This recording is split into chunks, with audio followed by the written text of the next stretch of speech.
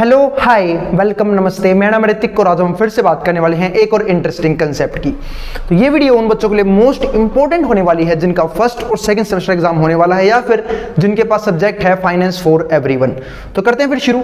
यूं भी ये हमारे पास क्या है, एक स्किल इनहेंसमेंट कोर्स है, लेकिन ये रियल लाइफ में सबसे इंपॉर्टेंट टॉपिक है कि अपने फाइनेंस को मैनेज कैसे किया जाए।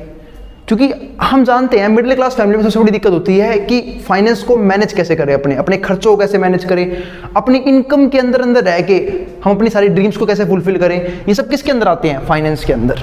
चलो फिर समझते हैं फाइनेंस के बारे में कुछ और इंपॉर्टेंट चीजें। अब हम बात करेंगे फाइनेंशियल मैनेजमेंट फॉर इंडिविजुअल्स, यानी कि इंडिविजुअल यानी कि आम आदमी अपना खर्चा कैसे मैनेज कर सकता है। जैसे यहाँ पे देखो, पहला पार्ट क्या है, हाउ टू स्टिक। पहली दिक्कत क्या आती है, how to stick with monthly budget, कि अपने बजट के अंदर अंदर कैसे रहे, जो हमने सोच रखा है सिर्फ वैसा ही क्यों ना करें, कोई अनएक्सपेक्टेड एक्सपेंडिचर ना हो जाए, ठीक है, हमसे, ताकि हमारी सेविंग अफेक्ट हो जाए या फिर हमारी इनकम से फालतू खर्चा ना हो जाए। इन सब चीजों के लिए पहले क्या सोचना होता है हमें कि हम बजट के अंदर अंदर अपने खर्चों को कैसे करें, ठीक है। दूसरा point, how to cut your monthly expenditure, अपने मंथली एक्सपेंडिचर को कम कैसे करें। ये सब किसके अंदर आता है? हमारे पास फाइनेंशियल मैनेजमेंट की तरफ। तो ये हम सबको सोचना पड़ता है कि अपने खर्चों को कम कैसे करें, मंथली एक्सपेंडिचर को कम कैसे करें, जो भी हमारे फिजूल खर्चे हैं उसे कैसे रोकें। कि देखो एक सिंपल सी बात है, अगर खर्चे कम होंगे तो सेविंग ज़्यादा होगी, सेविंग ज़्यादा होगी तो इन्वेस्टमेंट ज़्यादा करेंगे, और इन्वेस्टमेंट ज़्यादा होंगे तो वेल्थ ज़्यादा क्रिएट होगी हमारी फ्यूचर में। तो पहला तो काम क्या आता है, बजट के अंदर कैसे रहे। दूसरा, अपनी मंथली एक्सपेंडिचर को कट कैसे करें।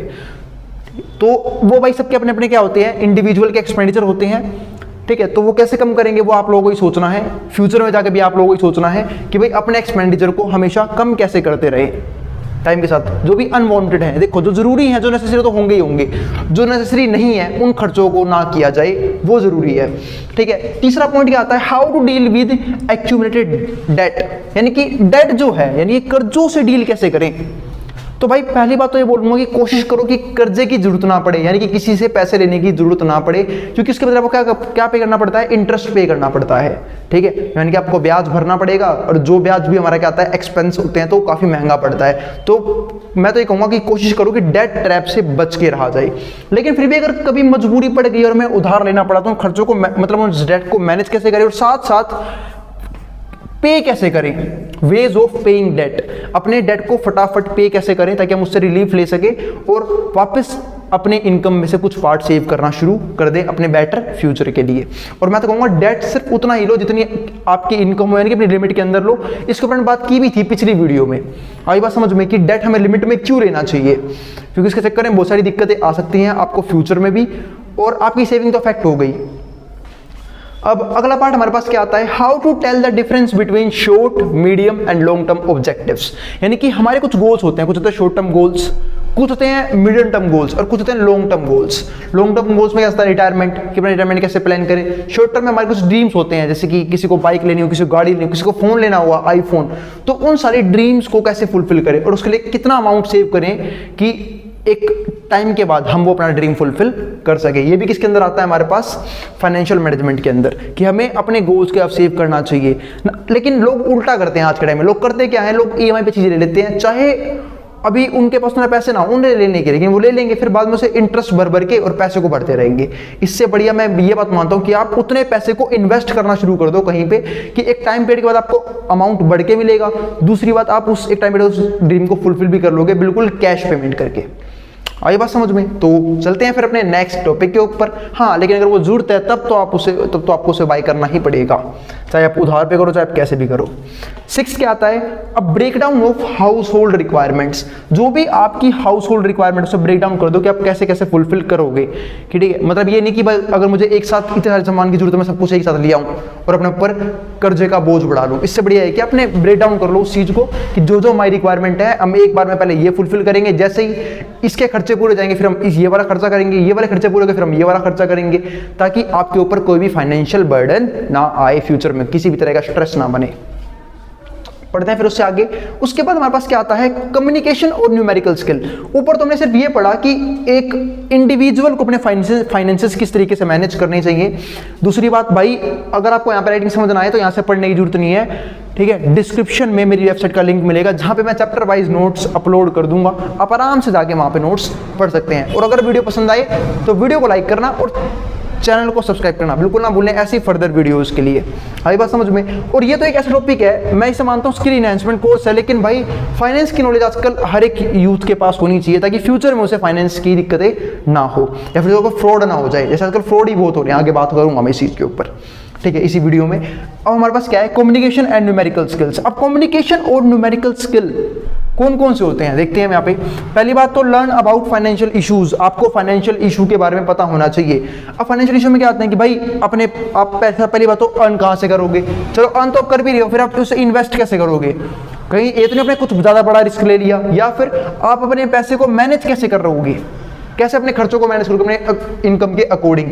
तो and finances is good place to start if one wants to increase financial literacy. Finance कि अगर आपको अपनी नॉलेज बढ़ानी है तो उसके लिए आप अलग अलग मैगजीन्स आती हैं, जैसे कि इकोनॉमिक टाइम्स आता है एक, जहाँ पे हम अलग अलग बिजनेस के ऊपर बात करते हैं, पैसों को मैनेज कैसे करते हैं उसके ऊपर बात करते हैं। तो आप अलग अलग बुक्स, अलग अलग ब्लॉग्स वगैरह पढ़ के भी फाइनेंस की नॉलेज ले सकते हो, ठीक है। बहुत सारी बुक्स हैं, जैसे कि मैंने भी कुछ बुक्स पढ़ी हुई हैं, जैसे कि क्या नाम है, रिच डैड पुअर डैड पढ़ रखी है। इसके अलावा इंटेलिजेंट इन्वेस्टर, ये भी काफ़ी अच्छी बुक है इन्वेस्टिंग पर्पस को लेके। तो आप ऐसी कुछ बुक्स पढ़ सकते हो अपनी नॉलेज को इंक्रीज करने के लिए, ठीक है, ताकि आप अपनी लाइफ में अपना वेल्थ क्रिएट कर सको। इसके बाद हमारे पास क्या है, good place to start with if one want to increase financial literacy. इसके बाद अगला पॉइंट आता है employ tools for financial management. आप कुछ टूल्स भी यूज़ कर सकते हो अपने फाइनेंशियल मैनेजमेंट के लिए। पहला, आप अपने एक्सपेंडिचर पे ट्रैक रखो कि आपका कितना पैसा खर्च हो रहा है। फिर अपने सेविंग्स का ट्रैक रखो, क्या मैं सेव जितना अमाउंट मुझे करना उतना कर पा रहा हूँ या नहीं कर पा रहा, ठीक है। क्रेडिट कार्ड्स का ध्यान रखो कि यूं नहीं कि अनवांटेड स्वीप्स करे जा रहे हो, आप उससे कहीं भी गए शॉपिंग मॉल में स्वीप कर दिया, चाहे पैसे हो चाहे ना हो, आपने वो महंगी चीज़ परचेज कर ली। तो क्रेडिट कार्ड का भी ध्यान रखना बहुत जरूरी है, और मैं तो कहूँगा यूज़ करना ही नहीं चाहिए, लो ही मत। फिर मोर्टगेज यानी कि आपने अगर कोई चीज़ गिरवी रखी हुई है, मोर्टगेज बोलते हैं गिरवी को, कैसे मान लो आपने कोई लोन ले रखा है तो आपने कोई चीज़ गिरवी, जैसे गोल्ड लोन वगैरह मिलते हैं, ठीक है। तो मोर्टगेज आपने कुछ रखा हुआ है या नहीं रखा हुआ है, फिर इसका मतलब क्या होता है, ठीक है। मोर्गेज का मतलब जैसे कि आपने देखा होगा कि अब अगर हम बैंक से भी लोन लेते हैं तो बैंक हमसे कुछ ना कुछ मोर्गेज रखवा लेता है। जैसे मान चलो कि अगर आपने कभी प्लॉट लिया, कोई लैंड ली, कोई बिल्डिंग ली, कोई अपार्टमेंट लिया, तो आपको उसके पेपर्स बैंक के पास सबमिट करने पड़ते हैं अगर आपको लोन चाहिए तो, क्योंकि अगर आप लोन रीपे नहीं कर पाए तो बैंक उस अपार्टमेंट को बेच के अपनी वैल्यू वहाँ से रिकवर कर लेगा। आई बात समझ में। तो मोर्गेज का मतलब क्या होता है ये भी मैं बता चुका हूं। इसके बाद हमारे पास क्या आता है, ये था कम्युनिकेशन और न्यूमेरिकल स्किल का फर्स्ट पार्ट, यानी कि लर्न अबाउट फाइनेंशियल इश्यूज की कौन कौन से फाइनेंशियल इश्यूज होते हैं। दूसरा, employment tools for financial management. तीसरा, आस्क फॉर गाइडेंस। अगर आपके पास फाइनेंशियल नॉलेज नहीं है तो फाइनेंशियल डिसीजन लेने से पहले आपको अपने एडवाइजर से या फाइनेंशियल एडवाइजर मतलब उससे पूछ सकते हो आप, जिसको फाइनेंस की नॉलेज है। हो सकता है वो आपका दोस्त हो, फैमिली रिलेटिव में हो, या फिर कोई अकाउंटेंट हो, तो आप आराम से उससे फाइनेंशियल डिसीजन लेने से पहले उससे पूछ सकते हैं कि क्या वो डिसीजन बेटर रहेगा या नहीं रहेगा। अगला पॉइंट क्या आता है हमारे पास, ये था आस्क फॉर गाइडेंस। फिर फोर्थ में क्या आता है, एम्प्लॉय अवेलेबल नेटवर्क्स, ठीक है। इसका मतलब क्या है कि भाई आप नेटवर्क्स, जो नेटवर्क होते हैं ना अलग तरह के, अकाउंटेंट्स के सीपीए वगैरह होते हैं, या फिर सीए चार्टर्ड अकाउंटेंट, या फिर सीएस कंपनी सिक्योरिटीज, ठीक है। तो आप इन सबसे डिस्कस कर सकते हैं इन नेटवर्क से कोई भी डिसीजन लेने से पहले, अगर आपको प्रॉपर फाइनेंशियल नॉलेज नहीं है तो। इसके बाद आता है बजट नॉलेज। बजट नॉलेज तो बहुत जरूरी है। आज भी इंडिया में कोई लोग बजट नहीं बनाते हैं, पैसा आया जहां खर्च करना वहां खर्च कर दिया। भाई अपने बजट को मैनेज, बजट में क्या आता है कि पहले आपको पता होना चाहिए कि आपके पास मंथली इनकम कहां से कितनी आने वाली है। दूसरा, आपके एक्सपेंडिचर कितने होंगे, और कुछ अमाउंट हमेशा बचा रहना चाहिए, वो होता है अनवांटेड एक्सपेंडिचर के लिए। कई बार भाई देखो फ्यूचर का किसी को पता नहीं होता ना, क्या पता कौन सा एक्सपेंडिचर तुरंत आ जाए, ठीक है। तो आपको वहां भी खर्चा करना पड़ सकता है, तो वो भी सोच के चलना चाहिए। इसके बाद क्या आता है हमारे पास, बजट नॉलेज। बजट नॉलेज बता चुका मैं। इससे ये किस में हेल्प करता है, एक तो हमारी डेट को एलिमिनेट करने में, दूसरा पैसा बचाने में। जब आपको अपनी इनकम का पता होगा, आपको अपने एक्सपेंडिचर का पता होगा, तो बाकी जो अमाउंट बचेगा वो क्या होगा, आपकी सेविंग, ठीक है। And make plans for future, ये भाई यानी कि अपना रिटायरमेंट वगैरह भी प्लान करके चलना चाहिए साथ साथ। इसके बाद क्या आता है हमारे पास, aware of credit. Aware of credit का मतलब क्या है कि आपको क्रेडिट कहां से मिल सकता है, मतलब क्रेडिट के बारे में क्या क्या बातें जानी चाहिए। पहला, what makes credit show crucial. Credit को इतना क्रूशियल क्यों बनाता है? क्योंकि देखो क्रेडिट एक बहुत बड़ा ट्रैप भी होता है। आपने कई बार हिस्ट्री में पढ़ा होगा कि बहुत लोगों ने इतना लोन ले लिया कि वो लोन रीपे ही नहीं कर पाए और वो कंगाल हो गए, बैंकरप्ट हो गए। किसकी वजह से? अपने लोन की वजह से। तो लोन टर्म बहुत क्रूशियल है, सिर्फ इसलिए नहीं कि आपको लोन का अमाउंट पे करना है, बदले में आपको इंटरेस्ट भी पे करना पड़ता है उस लोन का। कई बार तो लोन इतना बड़ा होता है कि इंटरेस्ट आपकी इनकम जितना होता है, तो आपको सिर्फ इंटरेस्ट चुकाना होगा, पूरी जिंदगी निकल जाएगी, आप लोन कब रीपे कर पाओगे? आई बात समझ में? तो भाई क्रेडिट के बारे में आपको बहुत सारी बातें जाननी बहुत जरूरी है। दूसरा, what factors determine your credit score? ऐसे कौन कौन से फैक्टर जो आपको क्रेडिट स्कोर डिटरमाइन करते हैं? जैसे मैं इस चीजें बेटर मानता हूं, आपके पास अगर डेबिट कार्ड में पैसा है तब भी आपको अपना क्रेडिट कार्ड यूज करना चाहिए। जैसे मैं भी यूज करता हूं, आपको बताता हूं कि जैसे मान लो मेरे अकाउंट में मान लो 50,000 रखे, मेरे पास लैपटॉप लेना है, पर मैं फिर भी क्रेडिट कार्ड यूज करूंगा। ठीक है, क्यों? क्योंकि उस समय क्या होगा, लोन मिल जाएगा, लेकिन मुझे पता है मेरे को चुकाने में कोई दिक्कत नहीं, क्योंकि मेरे पास डेबिट कार्ड में उतना बैलेंस पड़ा हुआ है। मान लो 50 दिन का लोन हो गया, अब 50 दिन से पहले पहले मैं अपने डेबिट कार्ड को यूज करके लोन की पेमेंट कर दूंगा, मुझे कोई टेंशन नहीं होगी। ठीक है, क्योंकि मेरा पैसा पहले से ही था। तो बात में मैंने डेबिट कार्ड यूज क्यों नहीं किया? क्योंकि अब मेरा बढ़ेगा क्रेडिट स्कोर। क्योंकि देखो जैसे ही मैंने अपना लोन पे किया, मैं बैंक की नजरों में अच्छा हो गया। अब बैंक को थोड़ा पता है मेरे पास पहले से ही पैसा है, बैंक का ऐसा हो गया कि भाई इसने लोन लिया था 50 दिन के अंदर, इसने उससे पहले पहले पेमेंट कर दी। ठीक है, जिससे मेरा क्रेडिट स्कोर क्या होगा, बिल्ड होगा, ताकि मैं फ्यूचर में अच्छे अच्छे लोन्स ले सकूं। अगर मुझे कभी जरूरत पड़ जाए होम लोन की, कार लोन की, किसी भी तरह की लोन की, तो बैंक मुझे आराम से प्रोवाइड कर देगा। क्यों? क्योंकि मेरा क्रेडिट स्कोर काफी अच्छा है। बैंक के लिए मैं एक ट्रस्टेबल पर्सन हूं कि मैं टाइम पे लोन की रीपेमेंट कर देता हूं। आई बात समझ में? तो इसे बोलते हैं एक ऐसे मेथड्स जिसके जरिए अपना क्रेडिट स्कोर बिल्ड कर सकते हैं। इसके बाद क्या आता है, how to raise credit rating? अपने क्रेडिट रेटिंग को कैसे बढ़ाएं? ठीक है, उसके लिए तरीका है भाई, आप जो भी लोन लो, जिस भी तरह का लोन लो, उस टाइम पेमेंट कर दो, आपकी क्रेडिट रेटिंग या फिर आपका क्रेडिट स्कोर हमेशा बढ़ता रहेगा। आई बात समझ में? अब आता है हमारा इस वीडियो का आखिरी पॉइंट, यानी कि वो क्या, manage checking and savings account. यानी कि आपको हमेशा अपने सेविंग अकाउंट को मैनेज और चेक करते रहना चाहिए कि आपके पास कितने पैसे आए, कितने पैसे गए, कितने पैसे बचे, वो सब। इसमें क्या आता है, पहली बात तो लर्न डेट एंड लोन्स। पहले आपको डेट और लोन्स का पता होना चाहिए कि आपके पास कोई डेट तो नहीं है जिसकी पेमेंट हर मंथली हो रही है या फिर उसके ऊपर इंटरेस्ट कितना जा रहा है, उसके बारे में। दूसरा, इन्वेस्ट फॉर फ्यूचर। अपने फ्यूचर के लिए आपको इन्वेस्ट करना चाहिए कि फ्यूचर में कभी भी कोई भी अनसर्टेनिटी आए तो आपकी वो सेविंग्स आपको बचा लेगी। आई बात समझ में? क्योंकि अगर आपके पास सेविंग नहीं होगी, या तो आपको कर्जा लेना पड़ेगा, और बहुत से लोगों को उस टाइम पे कर्जा मिलता भी नहीं है। बैंक आपको क्यों नहीं देगा? क्योंकि आपका क्रेडिट स्कोर अच्छा नहीं है। तो इसलिए क्रेडिट स्कोर मेंटेन करो, क्योंकि सबसे अच्छा लोन देने वाला प्रोवाइडर है वो है बैंक। कि अगर लोग आपको, देखो भाई, लोग तो मजबूरी का उठाते हैं फायदा। अगर आप लोगों से लोगे तो लोग लेंगे 1% ऑफ अ मंथ, यानी कितना हो गया, साल का 12%। भाई लोग तो 2% पे ब्याज भी लेते हैं, यानी 2% ब्याज मतलब क्या है, साल का 24%। क्योंकि एक तरह से मार्केट को रेट को बीट कर देती है। मार्केट का रेट कितना होता है, अगर आप स्टॉक मार्केट पैसा तो भी आपको होता है 20%, 15%, लेकिन कई लोग 2% पे भी लोन लेते हैं और पता नहीं क्यों लेते हैं।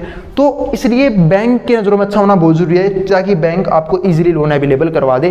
क्योंकि बैंक का रेट क्या होगा, वही 6%, 8%, 10%। ठीक है, कम से कम उस रेट से तो बच जाओगे जो आपको मार्केट प्रोवाइड करेगा। तीसरा, recognise the threat of identity theft. इसका मतलब पता है क्या होता है? इसका मतलब ये है कि अगर आपको फाइनेंस की नॉलेज नहीं है, यानी कि अगर आपको एटीएम कार्ड यूज करना नहीं आता, आपको डेबिट कार्ड की नॉलेज नहीं, आपको क्रेडिट कार्ड का पता नहीं है, तो आपके साथ फाइनेंस थेफ्ट यानी कि फ्रॉड भी हो सकता है। फ्रॉड कैसे? अब कई लोगों को यूं ही नहीं पता होता, यूपीआई पिन नहीं बताना होता किसी को। कईयों को ये नहीं पता होता कि भाई जो भी आपका एटीएम पिन है वो किसी को शेयर नहीं करना होता। कई लोग शेयर कर देते हैं, उसे पता लगे भाई अपने शेयर कर दिया, आपका सारा अकाउंट खाली हो गया मिनट लगते ही। तो इन चीज़ों की नॉलेज किन बंदों को होगी? जिसको फाइनेंस की नॉलेज है कि भाई मुझे ये सारी चीज़ें बैंक के अलावा किसी और को नहीं बतानी है। आई बात समझ में? और ना ही बैंक ऐसा कोई फ़ोन करता है कि उसे यूपीआई पिन चाहिए आपका या फिर कोई कुछ और चीज़ चाहिए। ऐसे काम के लिए बैंक भी फ़ोन नहीं करता है।